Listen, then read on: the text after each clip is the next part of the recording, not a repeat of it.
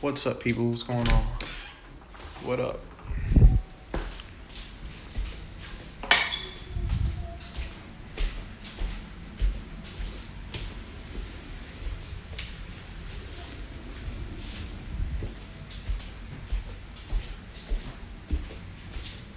You want to see Boogie? Let me kiss. Love you.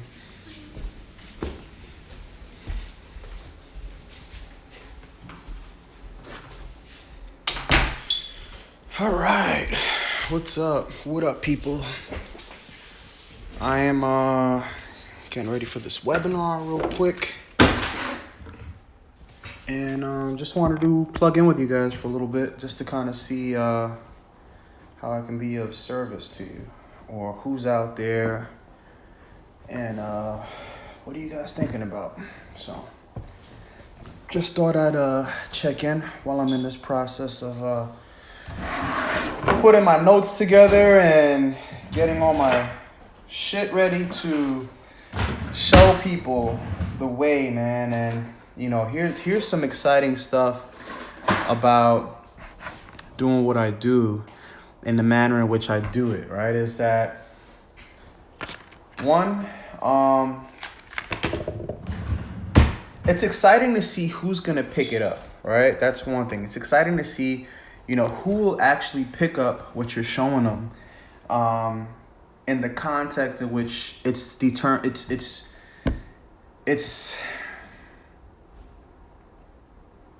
meant to be, you know, taken, and you know, it's exciting to see who's gonna apply it. It's exciting to see how they apply it, and it's exciting to see people's success come from it. You know, so you know, one thing I can tell you is I'm not really passionate about teaching shit like this, to be honest. I'm more passionate about the action behind it than I am about actually like sitting down to like show people things.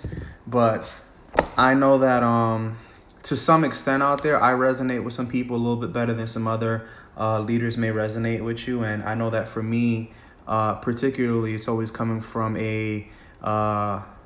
from a couple places. One is it's always coming from a genuine place, you know, of wanting to help.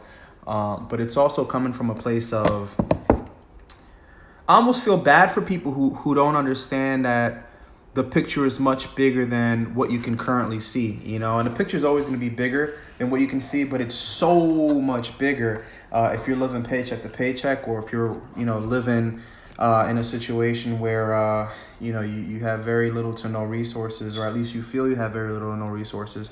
Or maybe you're in a situation, man, where you know, life is beating you up a little bit and you just don't know what to do next. And, you know, so when I decide to come on here and show some things, and specifically not on here, but I mean just, you know, in general to my team and to my partners, you know, it always comes from a place of, okay, man, I'm excited to see, you know, who this information actually helps, and how they can apply it to their life. And I can't wait to hear back their testimonial on what's happened, not for any other reason other than my own, you know, personal gratitude, you know, and satisfaction of it. You know, it's not an ego thing, you know, because, you know, there's a lot of other things I can be egocentric about besides that. So yeah, man, you know, just here getting stuff together, trying to find my notebook. Here it goes. And yeah, so you tell me, man. Let me tell you guys. Let me tell you something that kind of sort of eats at me sometimes, right? And it don't really eat at me. It's just one of these observations that I've made. I wish this had sound and I can like turn some sounds on and stuff. So here's an observation, right? There's so many people on the internet that teach stuff, talk about stuff, refer to stuff, and I get it. You know, we all got to start somewhere. But if you are on the brink of, if you're like one paycheck away from like financial suicide, I don't think that you should be talking to people about financial advice. I don't know, maybe it's just me. but it's just something that I believe you should not be doing, is trying to teach people about money when it's more than obvious that you don't know shit about money. Not to call myself a professional on money. I didn't go and get all these degrees by any means, but, my reference point is, I'm really good at earning, and, I'm really good at being a good steward. And, my results have proven. So just looking at the internet and stuff and just hearing the stuff that people talk about, I'm going to teach you this. It's kind of like the Tai Lopez effect. Like, people think that they're going to talk about the success first before they actually go out there and attain it, or do the things required to go out there and attain those things. And so when I see people teaching financial literacy, and I know for a fact they don't know shit about what they're talking about, they're probably like copying from a textbook or something and sharing that, it really drives me crazy sometimes. And it drives me crazy, and it's a blessing and it's a curse, right? So like, here's the curse. The curse is I get caught up in the messenger more than I get caught up in the message. So sometimes that's not so good. Sometimes it's because it's about the messenger, not the message, right? I heard that in church before, which is true. But then the other curse is that I start to look around and I'm like, man, what the hell are these people talking about? Like, there's people trying to teach you how to, get a perfect credit score, and they've never financed or leased anything in their life. They've never used their credit for anything. They have a $200 credit card limit on their credit card, and it's like stuff like that. Like, what are you talking about? How are you going to teach me how to fix my credit if you don't even know how to use your own credit? Let me see your credit score. Let me see, how much, you personally have in assets. All right. Then you got of course you got the crypto people. Oh, you got to invest in crypto and stocks, and I'm gonna show you how to do that or whatever. And that's a whole nother game, because in that game, you are, whether you choose to admit it or not, if you're in like one of those crypto deals or whatever, you're responsible for somebody's losses. You know what I mean? And so I don't know about you, but for me personally, I don't have the heart or the stomach to lose somebody's life savings, especially if I don't know what the fuck I'm doing. So that's definitely not a lane for me. And so those are the curses, right? The blessing is I realized that, and that's probably why I've been going live more often. The blessing is I've realized that the world has demand for knowledge and wisdom and experience on success, be it however you define it, right? Success in my book is freedom, right? The fact that I don't got to get up tomorrow morning to go answer to anybody. Abundance, and number 3, legacy. Like, those are my definitions of freedom. And so I know that even though those definitions are very strongly aligned with me, they may or may not be strongly aligned with many other people. And for me, that's okay, because I'm looking for a specific group of folks to not just build my business with, but to also share a life with, because when you become as close of friends and business partners, and you guys kind of start to communicate on a daily basis and things of that sort, like, you guys are kind of sharing a life, and that's very important to me. So I want to make sure that whoever I'm sharing a life with, or sharing interests with, or sharing time with, are people that are on the same note as me. So again, going back to the blessing, is realizing that the world has demand for this sort of information at this point right now, right? It's like there's a sudden shift where we're going from entertainment to edutainment. I stole that word from my friend Mark Cassetta from The View, right? Whereas people actually want to be educated. I think that in the future, YouTube is going to be offering like college courses and stuff like that, like accredited college courses, I believe. I know a lot of stuff that I've personally learned through YouTube, on just do it yourself, fix it stuff, and even deeper things, So, so the other blessing is that, I've realized my personal self-worth is a lot higher than what I guess, priced myself at prior to, right? And I mean that with, all the humbleness or whatever the word is, but here's the fact, right? If people are paying whatever amount of money to go hear about how to raise your credit score or how to invest into the stock market and all that stuff from people who have no fucking idea what they're doing, but they're good at telling you that they know what they're doing, and the only thing that they're more courageous at than I am is taking your money, and really having little to no regard toward the effects of their actions and how it may negatively impact you, right? Well, the blessing is I'm obviously not one of those folks, and I obviously have a fear of, letting people down or not meeting the criteria that I promoted. And so it kind of just made me, say, what, the price got to go up for me, man. For me to go somewhere, for me to do something, for me to participate in anything, my price got to go up because, there's people out there that, again, have not achieved. And it's, again, not me measuring myself up to anybody. I'm just saying the truth, like, you're going to teach somebody how to do credit? Cool. I want you to show me how to get my credit score from a 780 to a perfect score. All right.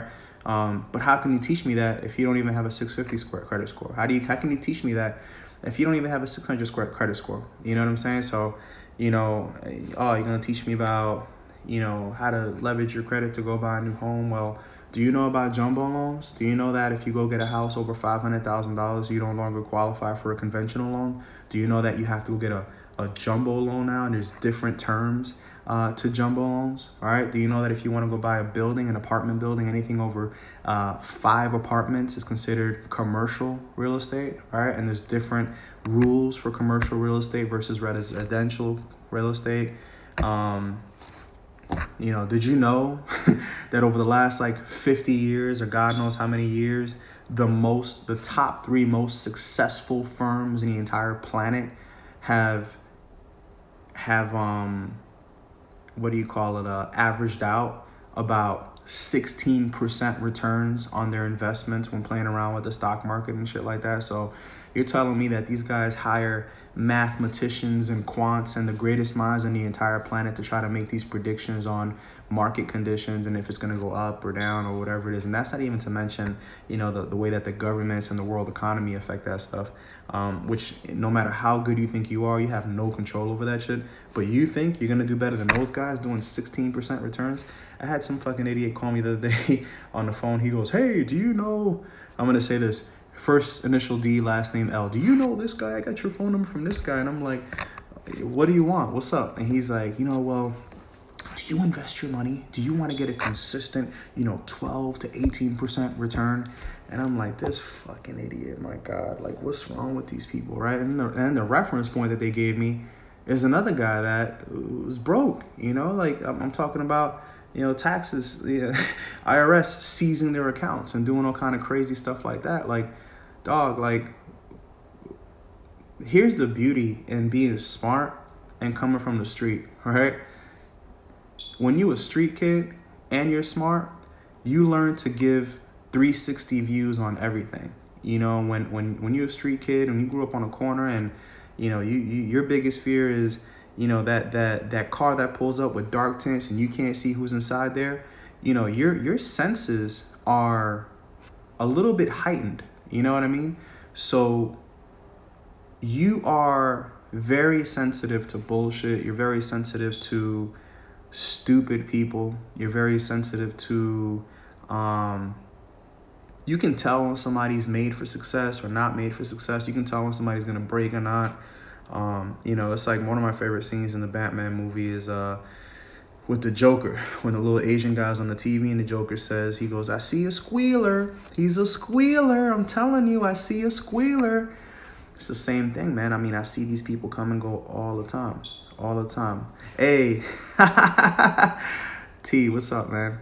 Yeah, man. I mean, shit. When you stand on a block, you by yourself standing there, or you standing wherever, man. And you see that car pull up, and that window comes down, and it's not Taz in the Buick LeSable. You start to wonder who the fuck is in there, or what's going on. You know what I mean? Like, so, you know, your senses get heightened, man, and you just kind of catch stuff, and here's a piece of advice, right? You can't stop anybody from fucking up their own life. Okay? That's the simplest way I can put it. It's the rawest way I can put it. You can't when somebody's made a decision to go fuck their lives up, you cannot save them. And they're gonna take a lot of people with them, who are gonna equally go fuck their lives up, because for whatever reason, average people resonate closest with other average people. And that's kind of baffled me for a while, because I would think that if you wanted to the next level, and you knew that this person was at the same level as you, whether they be good, bad, stupid, smart, whatever it is, I understand loyalty, all this stuff, right? But shouldn't you be smart enough? Shouldn't it be common sense for you to touch base with the fucking guy or the motherfucker or the whoever it is that's a little bit further ahead than you, and then ask that person, yo, what do you think I should do? Or what did you do when you were here? Because here's one thing about successful people, right?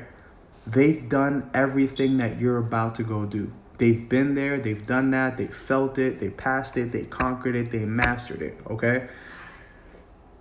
So again, you got to start thinking bigger. You got to start thinking, different. You got to start thinking outside the box, and, that's just some of the stuff that I think about. So I say that to say this, man, the price is going up. You want me to come to your city? It's going to cost you a whole lot more than what it's cost you in the past. And I'm not saying that because I need to come to your city. I'm not saying it because, I'm making a career out of speaking. Check my demeanor, check my tonality, check my posture, check my wording, check my eye contact. I know we're on a computer and I'm like talking to you guys through my phone, but for real, like, look at me. Is there any flinching in me? Is there any? No, this is just me being real with you guys. Like, there is a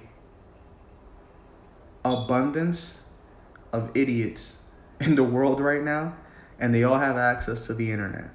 And out of that abundance of idiots, you got to remember that there's a 1%. And so if you know personally somebody who is in that 1%, they're probably not as limelighty or as glammy or as in the public eye, from a sales perspective, let's say. More than likely, I mean, this is just my experience from tons of the most successful people that I know. Because here's the deal: successful people who know how to win, they're not going to spend all their time or even a fraction of their time trying to teach anyone or any group of people or any whatever it may be anything about winning. Because the fact is, and this is just numbers, right, is that 99% of people are just not going to do what it takes, right? And so why would I, for free, go spend this time, or for some minimal amount that can barely pay for a phone bill or a water or something? I don't know. Like, why would I go spend my time with people that you love? People, you care about people, you want to impact the world, you want things to change, you want things to elevate, you want to be of value, you want to be a person of value, right? But the fact is, it's just the numbers, it's just the fact, right? If there's 100 people in the room, there might be one person to apply 1% of what you should just showed them. So now the question becomes this: if you are as successful as you claim to be, and I understand purpose, and I understand there's a calling for some people to come do that, but here's just being real, being real, right? For me personally, let's say, if I'm gonna leave my home, my family, my business partners, if I'm gonna disrupt my schedule, if I'm going to disrupt my way of life and the way that I personally have not just built an income and success, but the way that I've built a life, right? You see, that's one thing that I pride myself on, is that I didn't just build a business. I've actually built a life where I've been raising children, raising a family, raising leaders around me. And, I have tons of, I like to think that I have a small circle that's incredibly high and intense in value. And it is because I get the best feedback every time I have conversations with these circles. And so I got 2 minutes before I got to jump off here and get ready for this webinar I'm going to do. But here's the deal. How much do you think it's worth for me? And let's not talk about money. Let's not talk about anything. Let's just talk about my situation. I live full time. I travel pretty much every month or every other month, like leisure travel, right? My kids start school this week. I'm excited to go take them to school for the first day. My daughter starts junior high school. It's crazy. My son starts first grade. So now, how much do you think it's worth for me to stop everything I got going on in my life to come to your city, your town, your location, and teach you all the things that created this for me? And not from a theoretical standpoint, from a factual, logistics, and proven place, right? I don't know what the price is. I just know it's a lot more than whatever other prices of people that are out there who spend 10 minutes on here and then they go back to their jobs or driving Uber or doing whatever they're doing. No offense to Uber, no offense to those things, man. I just want you to understand we're on different levels, okay? And that's, again, with respect to everybody out there. I don't, I'll never down talk nobody, downplay nobody. I'm not here to play anybody to make anybody feel bad. If anything, I'm the opposite. I'm trying to empower people, right? And if you are in that situation where, you're working this job or this situation and, it's kind of just getting you by, more power to you. But I'd rather you focus on actually building a success story that then you can go back and teach on what it is that you did to win versus trying to earn an income from teaching people the process of winning, which, is honestly a lot of losing. It's a lot of failing. It's a lot of back-to-back. It's a lot of rejection. It's a lot of, so how am I going to charge you? Why would I charge you to experience failure with me when I'm trying to teach you the principles of success, the principles of winning, and ultimately, in my situation, from who I am and what resonates with me, it's building a life, all right? So I got to get off of here. It's a couple notes I got to put together before this web thing. But yeah, man, just wanted to jump on here and just share that, just because I see so much stuff, man. And I'm like, holy crap, like, how are people buying this? How are people paying for this? And again, I'm not knocking nobody. I'm just thinking to myself, like, this is what I spend the most time thinking. And I ask myself, so what's the average person's thought process? All right. What's the average person's thought process? Why would I follow somebody who hasn't achieved much? Why would I follow, this? Why would I pay for that? Why would I support this? And these are things that, unfortunately, I think that I've probably gone too far out, right? I've gone too far out to where I can't find a place to come back and relate to. And so, I use my friends and I use my family to kind of just try to explain to me, why would somebody do this? Why are they thinking this? When what we need to be thinking is that, right? So with that said, man, I'll save this. I'll put it up on YouTube. You guys can watch it, enjoy it, share it. Hopefully it connects some people and whatever. If it ruffles some feathers, guess what? Doesn't matter, because I don't like to hang with people who wear feathers. All right. So with that said, man, I'll talk to you guys later. I'll talk to you guys in a bit. Peace.